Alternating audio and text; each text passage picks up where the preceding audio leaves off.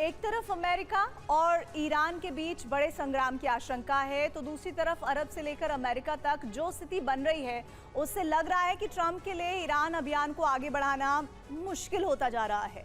और ट्रंप ने कहा था कि अमेरिका के पास गोला बारूद की कोई कमी नहीं है, जबकि पेंटागन ने हथियारों का स्टॉक पूरा करने के लिए इमरजेंसी फंडिंग की मांग कर रखी है, जिससे साबित हो रहा है कि अमेरिका एयर डिफेंस की मिसाइलों को लेकर वाकई दिक्कतों का सामना कर रहा है। इसके अलावा कई सांसद इस युद्ध को रुकवाने के पक्ष में है। संसद के जरिए ट्रंप पर शिकंजा कसने की तैयारी भी हो रही है। अमेरिका के हथियार खत्म हो रहे हैं, एयर डिफेंस की मिसाइलें खत्म हो रही हैं। विपक्षी डेमोक्रेटिक सांसद विरोध में, अपनी पार्टी के लोग भी जंग के खिलाफ। पहली ये कि अमेरिका के युद्ध खर्च को बढ़ाया जाए ताकि ट्रंप सरकार पर विपक्षी हावी हो सके। दूसरी ये कि लगातार हमले से अरब को दबाव में लाया जाए और ट्रंप को अरब से सेना हटाने पर मजबूर किया जा सके कि पड़ोसी देश अमेरिका को जमीन इस्तेमाल ना करने दे। अरब देशों को ईरान पर हमले में मदद नहीं करनी चाहिए। अमेरिका की वजह से ईरान पड़ोसियों पर हमले कर रहा है। अमेरिका और इराकी सरकार के बीच समझौता हुआ है। 30 सितंबर तक अमेरिकी सैनिक इराक छोड़कर चले जाएंगे। 2003 से जारी सैन्य अभियान को खत्म किया जा रहा है। कुवैत में अमेरिकी सेना का भारी जो तैनाती है वो होने की जानकारी सामने आई है। अमेरिका ने यहाँ 4 बड़े स्थायी बेस बना लिए हैं। कुवैत का कैंप है आरिफ जान बेस, अमेरिकी सेना का मुख्य लॉजिस्टिक्स और कमांड हब इसे ही कहते हैं। कुवैत का अली अल सलेम एयरबेस इराकी सीमा के करीब है। ये एक बेहद महत्वपूर्ण हवाई पट्टी है। कैंप ब्यूरिंग बेस विशेष रूप से अमेरिकी सैनिकों की ट्रेनिंग, बख्तरबंद गाड़ियों की तैनाती और हेलीकॉप्टर ऑपरेशंस के लिए जाना जाता है।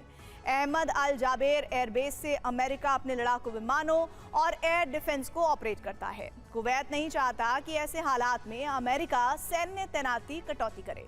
कुवैत ने अमेरिका से एयर डिफेंस की मांग की है। ड्रोन गिराने वाले सिस्टम की मांग की गई है। कुवैत लंबे समय से सुरक्षा के लिए अमेरिका पर निर्भर रहा है और इसीलिए अब अमेरिका से सुरक्षा गारंटी की मांग की जा रही है। कुवैत ने फिलहाल सैनिकों को नहीं हटाने की गुजारिश की है।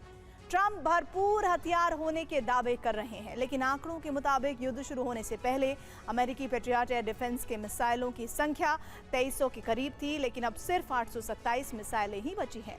थर्ड एयर डिफेंस की बात की जाए तो जंग से पहले अमेरिका के पास 452 मिसाइलें थीं, लेकिन अब सिर्फ 278 मिसाइलें बची हैं। पेंटागन ने इमरजेंसी फंडिंग की मांग रखी है। करीब 1.73 लाख करोड़ रुपए की जरूरत। कांग्रेस की डिफेंस कमेटियों को दस्तावेज भेजे गए। अमेरिकी रिपब्लिकन प्रतिनिधि थॉमस मैसी ने ट्रंप प्रशासन को चेतावनी दी है कि अगर अमेरिका ईरान मसले से निकलने में देरी ना करे, नहीं तो अमेरिका की रणनीतिक और सैन्य शक्ति कमजोर हो जाएगी। मैसी ने ईरान के खिलाफ इस जंग से तुरंत पीछे हटने की अपील की। ट्रंप जंग में अकेले पड़ते जा रहे हैं, लेकिन ईरान पर रूस और चीन दोनों मेहरबान है। अमेरिकी एजेंसियों का दावा है कि रूस इलेक्ट्रॉनिक इंटेलिजेंस दे रहा है। अमेरिकी हथियारों की लोकेशन ईरान को भेजी जा रही है, जिसकी वजह से ईरान सटीक हमले कर रहा है।